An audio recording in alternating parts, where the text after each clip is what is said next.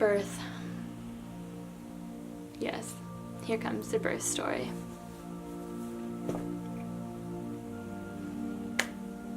Birth was nothing like I thought it was going to be. And for me, I did not Google anything. I did not look into anything. I didn't take a class because I didn't want anyone to put expectations into my mind of what birth was going to be like. Okay, I don't want to know exactly how to breathe because I want to feel myself and get connected and catch my breath, not be thinking, okay, I need to breathe like this for something to happen. What I did do was I researched hospital births, I researched home births, and I knew that I did not want a hospital birth because for me and my purpose and my soul, I wouldn't be comfortable with a hospital birth. There's things that I wouldn't want to happen that I feel like in that space of unknowing what's going to happen, I can't control. Obstetrics in general, there's been a series of very intense interventions that physicians have been doing day in and day out to millions of women. I want to be in control in my own home, talking to midwives, people I know and trust and have good relationships with, and have them by my side, have people that I know care for me. And that's why I picked a home birth. So I had a home birth. I planned on having a water birth, but I ended up birthing naturally, not in the water.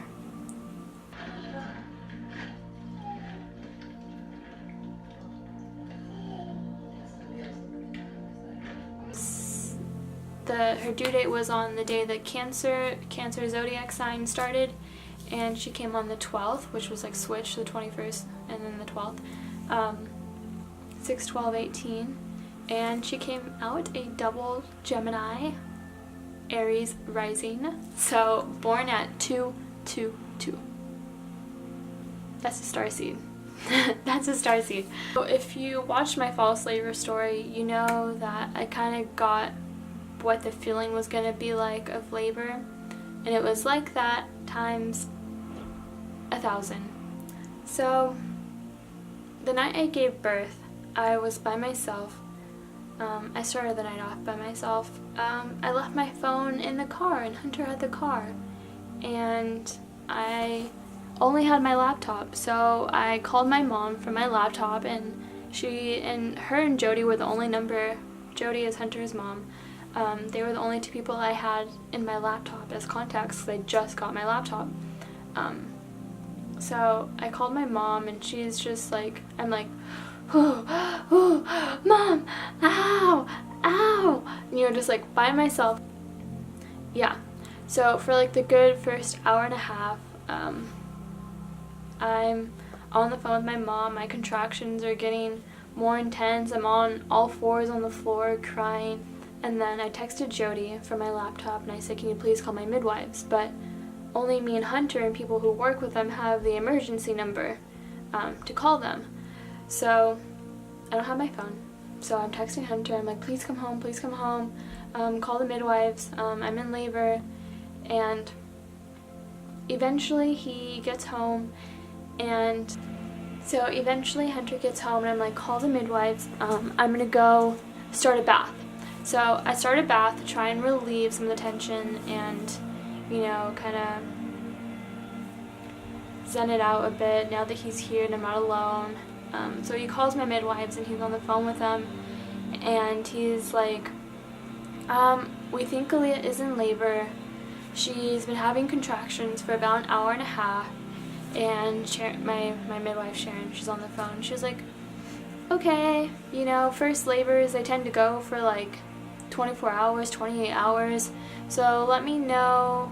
And then she pauses, and she can hear me in the background like, oh, like completely moaning, and she's like, is that her? And he's like, yeah, that's her. She's moaning, and she's like, I'm on my way.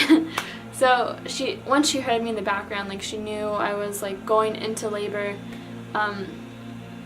One of my other midwives, there's 3 of them, one was out of town, but the second one, she lives nearby, so she was here first. when she arrived, I'm naked, just like, I'm always usually naked, but when you're giving birth, I was already naked and I was in the birth tub, and I'm hanging over, and Hunter's like giving me water, and she comes to the door, and I'm just like in a daze, like just whoa, like out of it, like oh my god. And I'm just like, hi, and she's like, hi. She like comes up to my face and she's like, how are you feeling? And I'm like, yeah, yeah, oh, yeah. And she was like, okay, Aaliyah, I'm gonna need you to work on your breathing, because I wasn't necessarily, like, I did stretching beforehand, I did yoga throughout my entire pregnancy, I was meditating every day, I was in nature every day, so I prepared for it very well, and I think I handled it very well, but the whole experience, anyway, so she's in my face, and she's like, Aaliyah, how do you feel?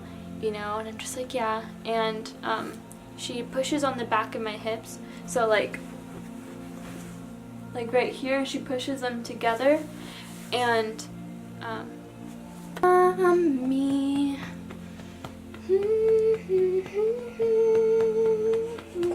Say hi, I just woke up from my nap. I just woke up from my nap. Okay. So she's pushing on my back. I've already told Hunter to go in the other room because I had to get into a space that I know I was never gonna, like, I've never been in before. I meditate on the daily. I've had some pretty other dimension, like meditation, like cosmic, psychedelic, like meditations, completely connected to source, and I knew I was about to enter a space that even I, have never been into, and so I told him to go in the other room, like, I gotta do this by myself, and so Sharon comes, and Sharon is my main midwife, and she comes, and I'm gonna get really emotional trying to talk about this, but it's just like so crazy, and it's so intense, and I mean, even, I can't, it's just so out of this world that, you just can't, remember. It's just so crazy. You can't describe, where you go. Where do you even go when that kind of happens? Maybe later on in my life I'll do more research and figure out, where I went and, exactly what happens. But as of right now, it's still pretty fresh. I'm still postpartum. And I'm screaming, and I'm like, and and then Emily, my other midwife, the one that was helping me push on my back, she was like, Aaliyah, all of the emotion and power and energy that you have right now, instead of making it go into a high pitch, bring it down into your root chakra. Bring it down and bring some oomph to it, and ooh, give it that. There's a big difference between when you're trying to cope with it and make it go through when you're screaming, and when you're at a lower vibration in your voice. So I did my very best to go, ooh, but it just wasn't as satisfying as, oh my god, but I did a pretty good job of switching into my lower, and it felt way better when I would get into, really bringing it down, and then and it would just hit me, and I'm like, oh my god, I can't. I would be screaming, I can't, out loud, but then in my head I'd be like, yes you can, Leah, you got this, you got it. I'm like, I can't. Yes you can, Leah, I can't. And then Sharon's like, Aaliyah, you got it. Don't say you can't, you got it. And I'm hanging over the pool, and Sharon's facing me, and both of my hands are in hers, and we're just staring at each other, and she's like, Aaliyah, you gotta bring your baby down. You gotta bring her here. Wanting to be in a meditative state and connect to source, but at the same time you're so physically present that it's insane. You're in two different places at once. So I literally heard a voice in my head Like, no joke. I heard someone say to me, Aaliyah, how do you want this birth? And I closed my eyes and I just said, fast. I want my baby now. Let's do this. And, you know, I'm putting all of my effort and emotion into bringing her now after that. And Sharon says to me, she says, Aaliyah, I'm gonna need you to get out of the tub. You had a gush of blood come through right now, and I want to make sure everything's okay. So I look down, and there's like a bunch of blood underneath me, and I get out of the tub, and I'm like, okay, like I could do it. And she, later on, she thanks me. She's like, Aaliyah, I want to thank you for, you know, listening to me so well. She's like, usually people don't hear me, and it's like so hard to communicate with people when they're in that space, but you did really well with communicating with me. After I got out of the tub, they're like, we're gonna check on some things. Emily, she's feeling me and stuff, and she's like, okay, Aaliyah, your water hasn't broken yet. Your water hasn't broken yet. And that's why it's way more intense than it needs to be, because it's like quadruple the size of what you need to be pushing right now. So not only was I pushing her out, I was pushing out my water bag, and that made it really intense. And they're like, Aaliyah, we could break your water, and I was like, I don't know if I like that, because that just sounds like a scary story. Like, I've heard doctors break people's waters before, and people just have way more intense labor, and I can't handle any more intense. I can't handle intense anymore than what I'm doing right now. So they're like, that it's gonna feel good. It's gonna feel good if we break your water. At this point, you're already in labor. We're not breaking your water beforehand and shooting you into labor. We are we are breaking your water while you're already in labor, so it's just gonna be a relief. And I was like, okay. And after that, I was pushing.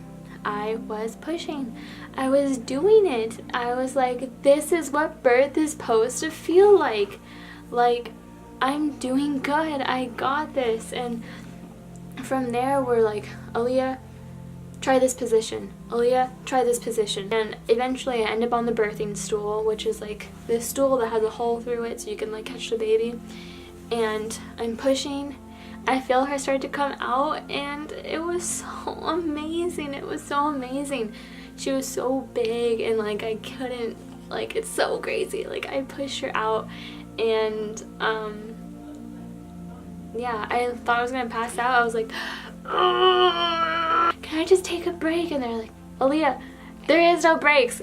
Your break is when you have your baby in your arms. And I just kept going, and the birthing phase, because it's like and I remember after, I was like, oh, like, who was there? Like, I think my eyes were closed. I don't even remember like what happened. My eyes were closed. Like, what happened? They're like, no, Leah, your eyes weren't closed at all. And I was like, oh, all right. Birth natural at home. My crown chakra is forever open. And now I have a superpower because I could freely talk to Source whenever I want to.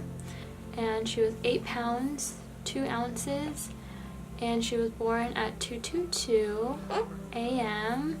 on 6/12/18. And her name is Sage. And she's 3 months. Definitely gonna cherish this video for the rest of my life. And thank you guys so much for watching.